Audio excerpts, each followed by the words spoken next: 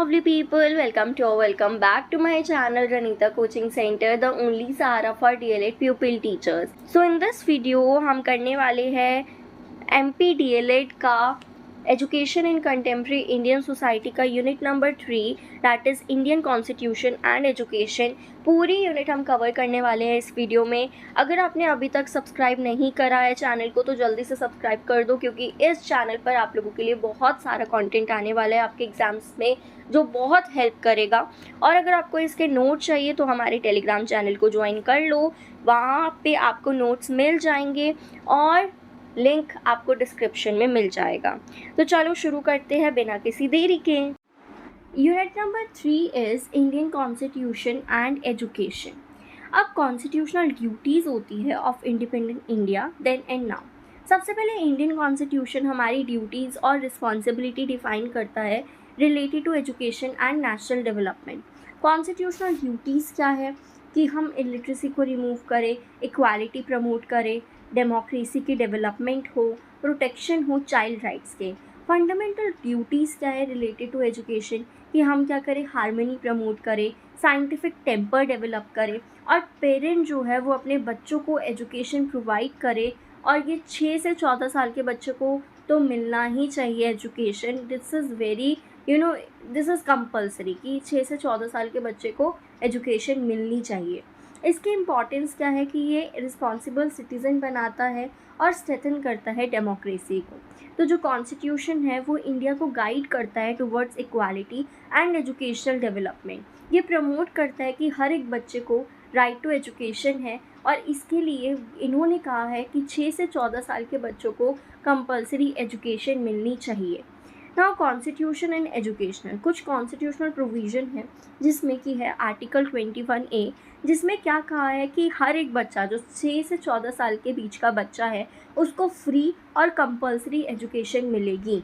Article 45 में बोला है कि अर्ली चाइल्डहुड केयर और एजुकेशन हम प्रोवाइड करेंगे हर एक बच्चे को। आर्टिकल 46 जो है वो वीकर सेक्शंस को प्रमोट कर रहा है, जैसे कि SC ST है, इनको प्रमोट करा जा रहा है, इनकी एजुकेशन को इनके लिए रिजर्वेशन करी जा रही है। आर्टिकल 29 एंड 30 जो है वो क्या कर रही है, प्रोटेक्शन कर रही है of minority educational rights. So importance क्या है इसकी कि इक्वालिटी इंश्योर हो, ये प्रोटेक्ट करता है एजुकेशनल राइट को और इंक्लूसिव एजुकेशन सपोर्ट करता है जहाँ पर हर तरीके का बच्चा, चाहे वो कैसा भी हो, नॉर्मल चाइल्ड हो, सोशली डिप्राइव्ड हो या डिसएडवांटेज्ड बच्चा हो, हर एक बच्चा जो है वो डिसेबल्ड बच्चा हो, हर एक बच्चा एक ही क्लासरूम में पढ़ेगा एक साथ। So this is what we call inclusive education and it supports inclusive education. So the constitution forms the foundation of Indian education. Now education in special categories of children. कुछ बच्चे जो होते हैं वो डिसएडवांटेज्ड फेस करते हैं उनकी caste, class, religion, language, gender या डिसेबिलिटी को लेकर। क्या क्या प्रॉब्लम फेस होती है, सबसे पहले तो पॉवर्टी, गरीबी आ जाती है बीच में, या डिस्क्रिमिनेशन हो रहा है, जेंडर इनइक्वालिटी हो रही है, कहीं ना कहीं लैंग्वेज बैरियर्स हो जाता है। गवर्नमेंट पॉलिसीज़ में क्या क्या आ गया, हमारा रिजर्वेशन पॉलिसी आया कि इन्होंने कुछ सीट जो है वो ऐसे डिसएडवांटेज ग्रुप ऑफ चिल्ड्रन के लिए रिजर्व करके रखी, स्कॉलरशिप प्रोवाइड करी और इंक्लूसिव एजुकेशन प्रमोट करा। मिड डे मील स्कीम लाई जिसमें हर एक बच्चे को न्यूट्रिशियस फूड मिलेगा। इसमें टीचर का क्या रोल है कि ये इक्वल अपॉर्चुनिटीज़ प्रोवाइड करें, ठीक है, टीचर जो है वो इक्वल अपॉर्चुनिटी हर एक बच्चे को प्रोवाइड करे, पार्टिसिपेशन इंकरेज करे और डिस्क्रिमिनेशन बिल्कुल भी ना हो। सो एजुकेशन सपोर्ट करता है डिसएडवांटेज चिल्ड्रन और ये बहुत ही ज़्यादा ज़रूरी होता है for equality. Now educational policies of primary education and there impact. Educational policy का मतलब है वो प्लान या वो डिसीजंस जो कि एजुकेशन को इम्प्रूव करने के लिए बनाए गए हों। इसमें मेजर पॉलिसीज़ जो है वो है नेशनल पॉलिसी ऑन एजुकेशन 1986 का और यूनिवर्सलाइजेशन ऑफ एलिमेंट्री एजुकेशन या सर्व शिक्षा अभियान, एजुकेशन फॉर ऑल चिल्ड्रन, ठीक है। इसमें अब आपका आ जाता है मिड डे मील स्कीम, जिसमें बच्चों को न्यूट्रिशियस फूड प्रोवाइड करा जा रहा है स्कूल के तरफ से ही और ये अटेंडेंस में इम्प्रूव करते हैं। बिकॉज सम चिल्ड्रन जिनको घर पे अच्छा खाना नहीं मिल पाता, न्यूट्रिशियस फूड नहीं मिल पाता, तो वो खाने के लालच में ही स्कूल अटेंड करने लगते हैं। Then national education policy 2020। So holistic और स्किल बेस्ड एजुकेशन यहाँ पर प्रमोट होगी। इसका इम्पैक्ट क्या पड़ेगा कि ये लिटरेसी को इंक्रीज़ करेगा, हायर इनरोलमेंट होगी, ज़्यादा से ज़्यादा बच्चे स्कूल में आएंगे और ये गर्ल्स एजुकेशन को इम्प्रूव करेगा। लिमिटेशन की बात करें तो पुअर इम्प्लीमेंटेशन और टीचर्स की भी कहीं ना कहीं लैक हो गई है। एजुकेशन पॉलिसी इम्प्रूव करता है प्राइमरी एजुकेशन और एक्सेस को।